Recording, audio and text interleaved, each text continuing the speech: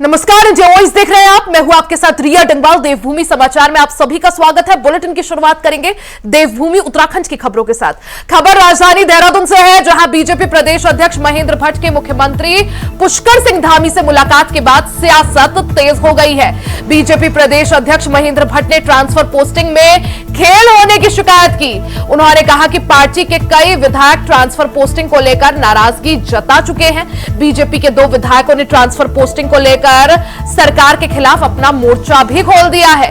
सिंचाई विभाग के एक इंजीनियर पर सीबीआई जांच चलने के बावजूद भी प्रमोशन देने का भी उन्होंने आरोप लगाया, जबकि विभाग के आला अधिकारी मामले पर अनजान बने हुए हैं।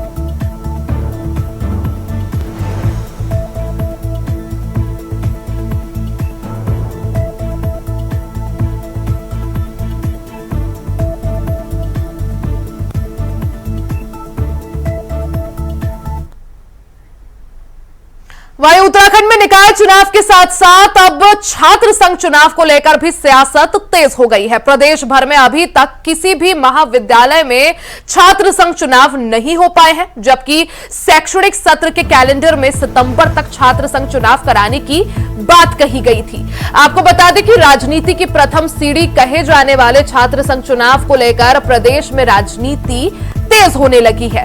छात्र संगठनों के द्वारा लगातार सरकार और प्रशासन से छात्र संघ चुनाव कराने की मांग की जा रही है, लेकिन अभी तक इस दिशा में उच्च शिक्षा विभाग और सरकार कोई कदम नहीं उठा पाई है। इसी मुद्दे को लेकर अब हाईकोर्ट ने राज्य सरकार की ओर से विश्वविद्यालय प्रशासन से भी जवाब मांगा है। हाईकोर्ट के द्वारा इस विषय पर कल सुनवाई भी की जाएगी।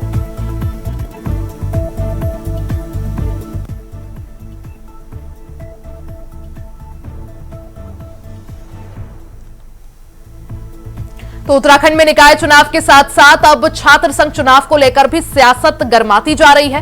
प्रदेश भर में अभी तक कहीं भी किसी भी महाविद्यालय में छात्र संघ चुनाव नहीं हो पाए हैं, जबकि शैक्षणिक सत्र के कैलेंडर के मुताबिक सितंबर तक छात्र संघ चुनाव कराने की बात कही गई थी। आपको बता दें कि राजनीति की प्रथम सीढ़ी कहे जाने वाले छात्र संघ चुनाव को लेकर प्रदेश में राजनीतिक माहौल गर्माता जा रहा है। छात्र संगठनों के द्वारा लगातार सरकार और प्रशासन से छात्र संघ चुनाव कराने की मांग की जा रही है।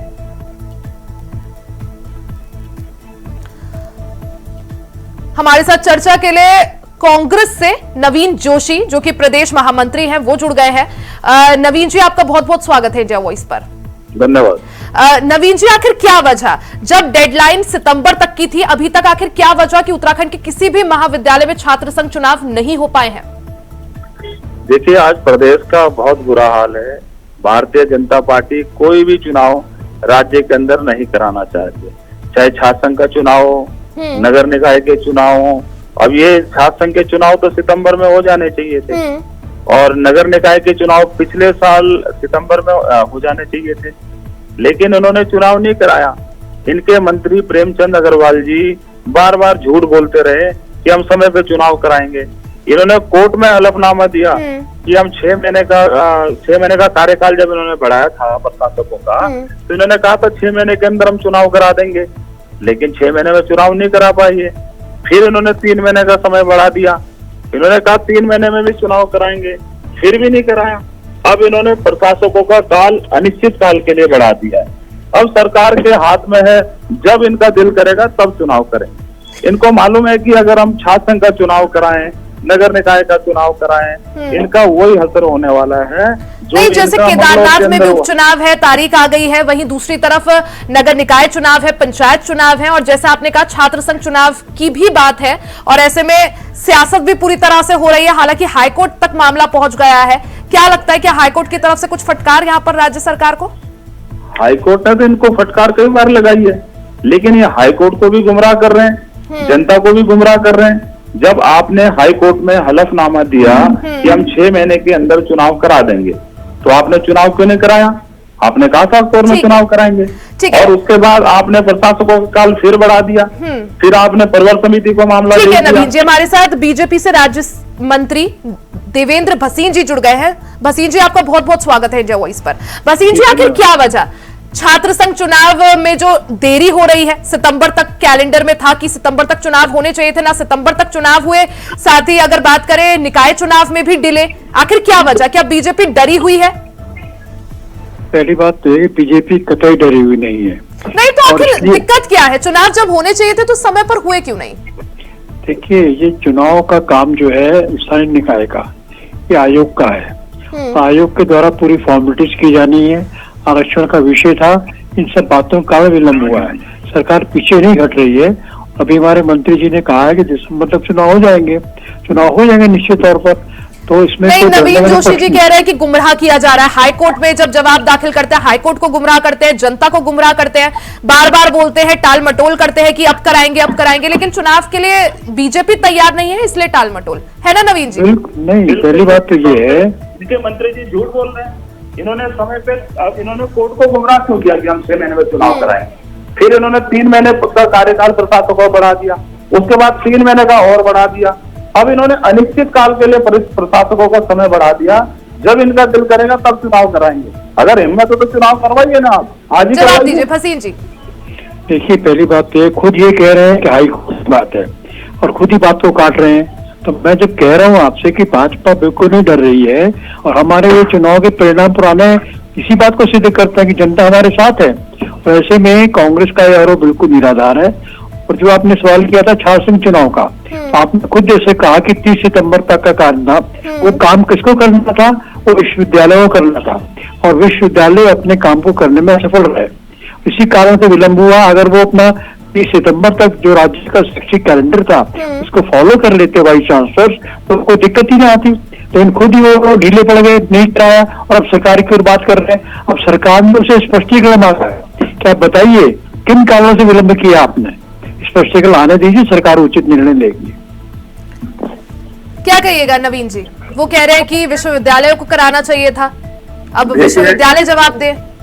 देखिए, ये जो सारी चीजें चुनाव की प्रक्रिया होती है, चुनाव होती है, किसी चीज में कोई निर्णय लेना तो सरकार के अधीन होता है। सरकार चुनाव करा सकती है। अब ये जैसे ये छात्र संघों के चुनाव होने, आज पूरे प्रदेश के छात्र आंदोलन में। अभी मैं डीएवी कॉलेज की देहरादून की बात करूंगा।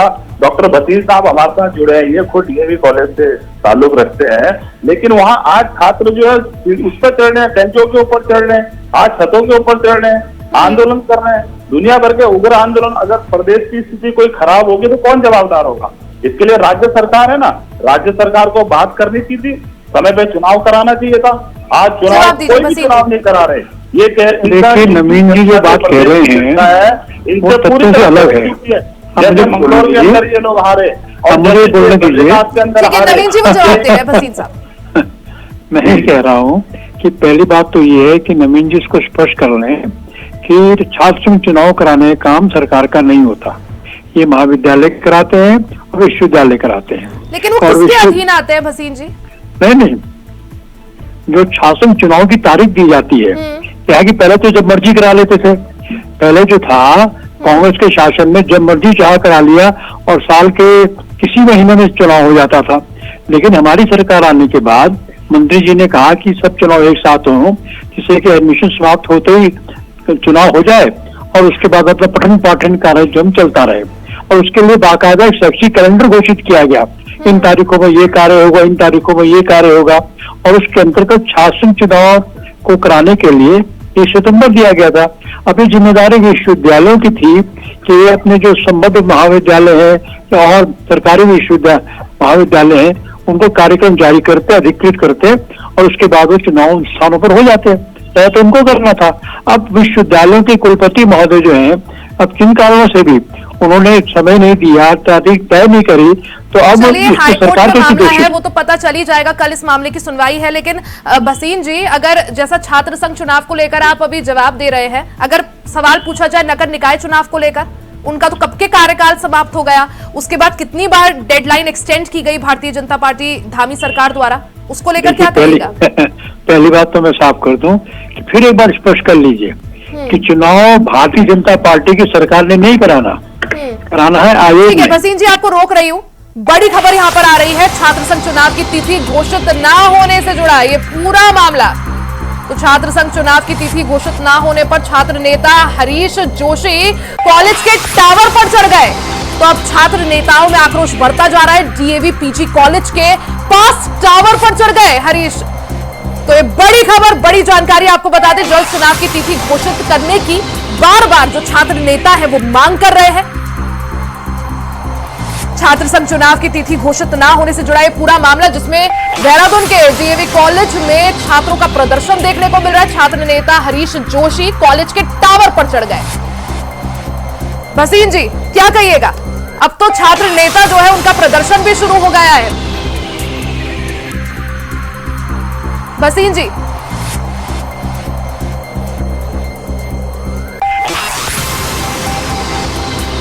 ठीक है, भसीन जी हमारे साथ नहीं है। नवीन जी, सीधा आपके पास आना चाहूंगी। अब तो छात्र नेताओं का प्रदर्शन भी शुरू हो गया है। बिल्कुल, मैंने बोला कि प्रदेश के अंदर चुनाव नहीं करा रहे। अब छात्र नेता हरीश जोशी जी टावर पे चढ़े हुए हैं। भगवान न करे अगर कोई दुर्घटना हो जाएगी, कौन जवाबदार होगा उसका? सरकार को उसका संज्ञान लेना चाहिए ना। भसीन जी ने यहाँ पे गुमराह कर दिया कि राज्य सरकार का काम नहीं है, चुनाव आयोग कराएगा। तो आप चुनाव क्यों नहीं करवाते हैं? आज ये आपको मालूम है, इन्होंने छात्रों ने पहले ही अपना ऐलान किया था कि हम आज प्रदर्शन करेंगे, आगे भी घेराव के इनके कार्यक्रम है। सरकार को उसकी मध्यस्थता करके चुनाव कराना चाहिए था, लेकिन ये चुनाव बिल्कुल नहीं कराएंगे। इन्हें मालूम हम सारे चुनाव हारेंगे, नगर निकाय के भी हारेंगे, ये पंचायत के भी हारेंगे, छात्र संघ के भी चुनाव हारेंगे। ये सारे चुनाव हारने वाले हैं। इसी के डर से ये लोग चुनाव नहीं कराना चाहते हैं और समय पे समय बढ़ाए जा रहे हैं। ठीक है नवीन जी, हमारे साथ भसीन साहब भी जुड़ गए हैं। भसीन जी, क्या कहिएगा? अब तो छात्र नेताओं का आक्रोश बढ़ता जा रहा है। पहले भी उन्होंने अल्टीमेटम दिया था और अब आज जिस तरह से खबर आ रही है कि इतना उग्र हो गया है आंदोलन कि एक छात्र नेता टावर पर चढ़ गए। क्या कहिएगा? अगर कुछ हो जाता है, कौन जिम्मेदार? ये निश्चित तौर पर दुर्भाग्यपूर्ण स्थिति है, ऐसा नहीं होना चाहिए। लेकिन बार बार सरकार को इंगित करके हमारे नवीन भाई कह रहे हैं, वो तो राजनीतिक कारणों से कह रहे हैं। इनको स्पष्ट पहले भी होगा, खुद जानते भी है नवीन जी कि छात्र चुनाव कराने का जो जिम्मेदारी है तो मूलतः किसकी है?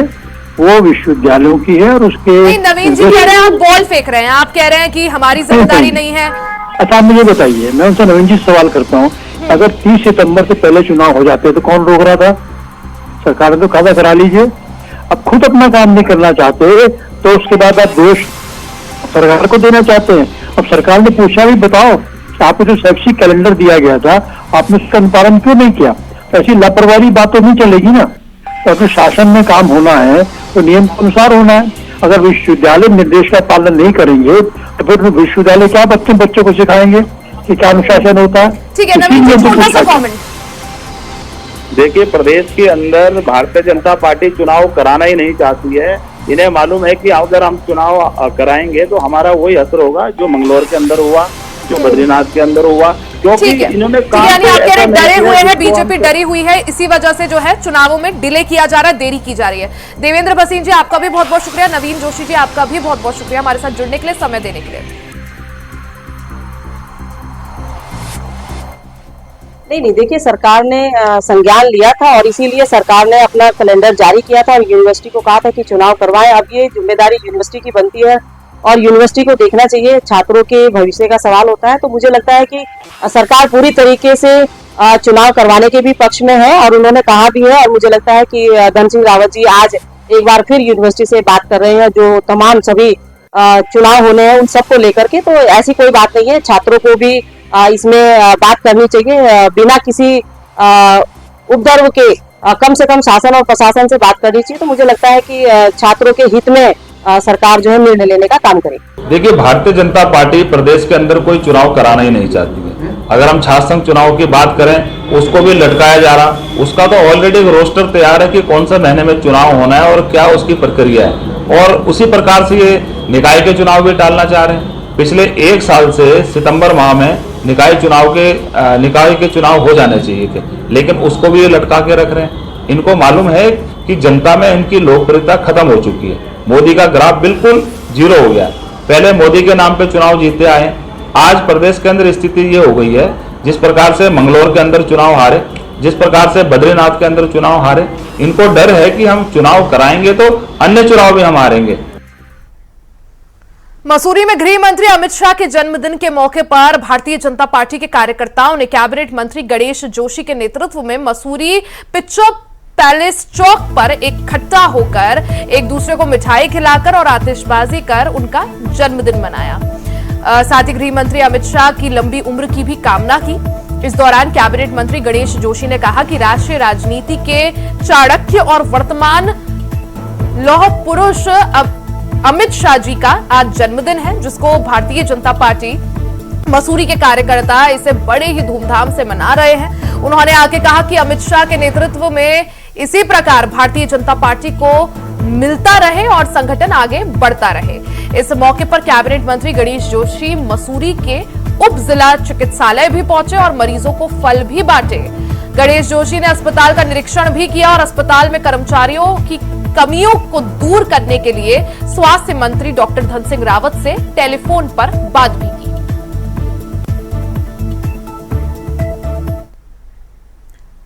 उत्तराखंड सचिवालय देहरादून में ग्राम्य विकास मंत्री गणेश जोशी की अध्यक्षता में उत्तराखंड राज्य रोजगार गारंटी परिषद की बैठक आयोजित हुई। इस दौरान उन्होंने जरूरी दिशा निर्देश दिए। बैठक में मंत्री ने परिषद द्वारा अब तक किए गए कार्यों की समीक्षा की, साथ ही भविष्य की योजनाओं पर विस्तार से चर्चा भी की। बैठक में कैबिनेट मंत्री गणेश जोशी ने निर्देश दिए कि जल्द जिला स्तर पर जल्द से जल्द जेई और रोजगार सेवकों के खाली पड़े पदों की नियुक्ति सुनिश्चित की जाए ताकि विकास कार्यों में गति लाई जा सके। इसके साथ ही मेरा गांव मेरी सड़क योजना के मानक निर्धारित करने के भी उन्होंने दिशा निर्देश दिए हैं। राज्य रोजगार गारंटी परिषद की बैठक यहाँ पर आयोजित की गई थी, जिसमें सभी विभागों के अधिकारीगण और सभी माननीय सदस्य यहाँ पर मौजूद थे और समीक्षा में ये पाया गया कि केंद्र सरकार की जितनी भी योजनाएं हैं उसके क्रियान्वयन में केंद्र के औसत से हमारा प्रदेश आगे चल रहा है। इसके लिए मैं अपने अधिकारियों को शुभकामनाएं देता हूं, बधाई देता हूं। वहीं जो माननीय सदस्यों के सुझाव आए, हमने उनको समाहित करते हुए निर्देशन जारी कर दिए। जैसे सुझाव आया कि हमारे जो रोजगार सेवक हैं उनके 671 पद रिक्त हैं। हमने सभी जिलों को निश्चित कर दिया है कि उनको जिले के स्तर से उनकी भर्ती की जाए ताकि ये काम शीघ्र हो सके। इसी प्रकार जो जेईज हैं, जो 243 पद खाली हैं, वो भी जिले के स्तर से भरे जाए ताकि काम जल्दी हो सके। इसी प्रकार हमने देखा कि मेरा गांव मेरी सड़क में असमानता है।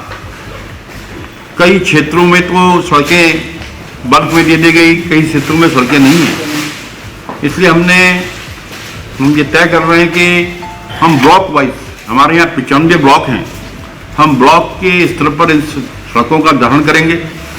दूसरा, मैंने अधिकारियों को निश्चित किया है।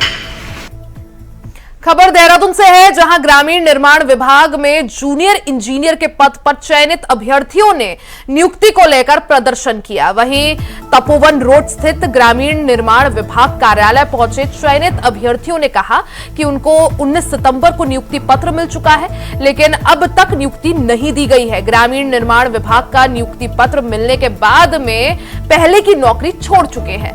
ऐसे में अब उनके सामने न केवल आर्थिक संकट है, बल्कि अब अन्य जगह नौकरी करने का भी विकल्प खत्म हो गया है। गौरतलब है कि ग्रामीण निर्माण में 201 अभ्यर्थियों का चयन कनिष्ठ अभियंता पद पर किया गया था, जिसमें से 138 को ज्वाइनिंग दे दी गई है। उनका कहना है कि एक ही परीक्षा और एक ही प्रक्रिया के बावजूद उनके साथ भेदभाव किया जा रहा है। चयनितों ने सरकार से गुहार लगाते हुए कहा कि जल्द ही 63 चयनित अभ्यर्थियों को तैनाती दी जाए।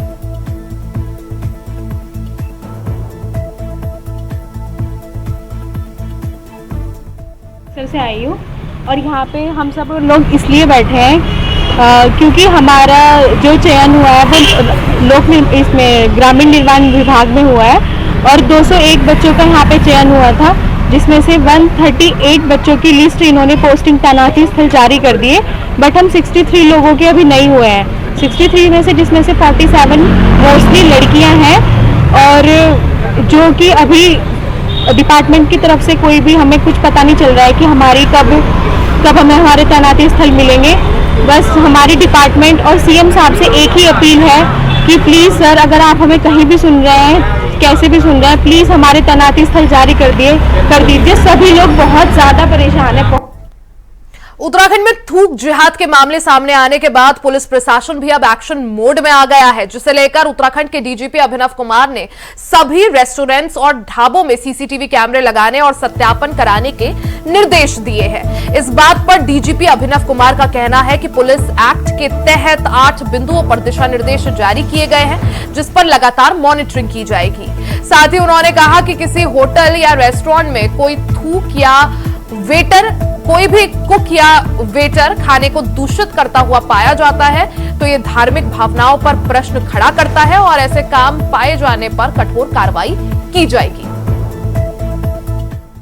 4 व्यक्ति से या कोई अगर किसी होटल या रेस्टोरेंट में काम करने वाला कोई कुक है, कोई वेटर है, तो वो किसी खाने को मतलब जानबूझ के प्रदूषित कर रहा है तो फिर यहाँ पे लोगों की भावनाओं का भी, धार्मिक भावनाओं का भी और अदरवाइज भी भावनाओं का प्रश्न खड़ा होता है। तो इसको देखते हुए हमने पुलिस एक्ट और हमारा जो नई जो भारतीय न्याय संहिता जो इस वर्ष 1 जुलाई से लागू हुई है, इसमें जो भी सुसंगत प्रावधान थे उनके तहत हमने 8 बिंदुओं पर दिशा निर्देश जारी किए हैं और इसकी अब हम लोग लगातार मॉनिटरिंग करेंगे। और मैं बस आपके चैनल्स के माध्यम से भी आपके सभी दर्शकों को, विशेष रूप से सभी होटल, रेस्टोरेंट, ढाबों के मालिकों को जरूर अपील करना चाहूंगा कि इस बिंदु पर विशेष रूप से ध्यान दें और ये सीधे सीधे हमारे आने वाले, यहाँ पे पधारने वाले सभी लोगों की आस्था और उनकी हाइजीन और उनकी सेफ्टी से जुड़ा हुआ विषय है। वहीं निकाय चुनाव से पहले देहरादून में मलिन बस्तियों के नियमितीकरण का मुद्दा फिर गर्मा गया है। मलिन बस्तियों के नियमितीकरण को लेकर बीजेपी सरकार जो अध्यादेश लेकर आई थी उसकी समय सीमा पूरी हो चुकी है।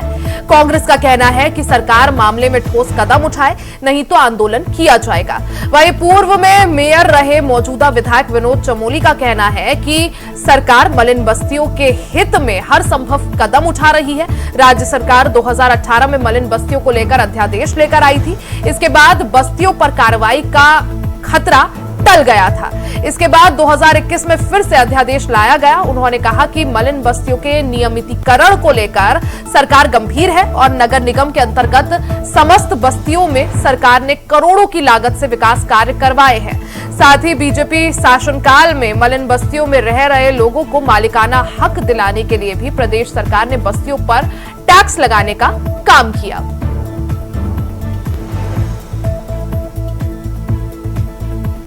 ये है कि मलिन बस्तियों का जो सब्जेक्ट है इसका एक बार में समाधान हो जाना चाहिए, क्योंकि बार बार इसको लेकर लोग तरह तरह के प्रश्न खड़े करते हैं, तरह तरह की राजनीति करते हैं। और ये विषय मैंने झेला है। जब मैं नगर पालिका के अंदर था, अभी तो नगर निगम है, तो उस समय मलिन बस्तियों को लेकर बहुत बड़ी राजनीति होती थी, बहुत बड़ी राजनीति होती थी। तो उस समय हमने मलिन बस्तियों पर टैक्स लगाने का काम शुरू किया। उसके बाद मलिन बस्तियों का शोषण कम हुआ, क्योंकि पहले मलिन बस्तियों को उजाड़ने के नाम पर बहुत सारा पैसा भी इकट्ठा होता था, धरने प्रदर्शन होते थे। लेकिन जब से वहां पर टैक्स लगना सुनिश्चित हुआ, जब वहां पर हम लोगों ने विकास कार्य सुनिश्चित किया, हमने मलिन बस्तियों को नियमित करने का कार्य किया, नियमितीकरण कार्य किया, हमने अधिकृत मलिन बस्तियां घोषित की। उसके बाद तो जब ये प्रक्रिया चली तो उसके बाद शोषण बंद हुआ। तो सियासत भी होती है, लेकिन सियासत के साथ साथ समाधान भी आना चाहिए। इसी के साथ देवभूमि समाचार में फिलहाल के लिए सिर्फ इतना ही। खबरों का सिलसिला जारी रहेगा, बने रहे हमारे साथ।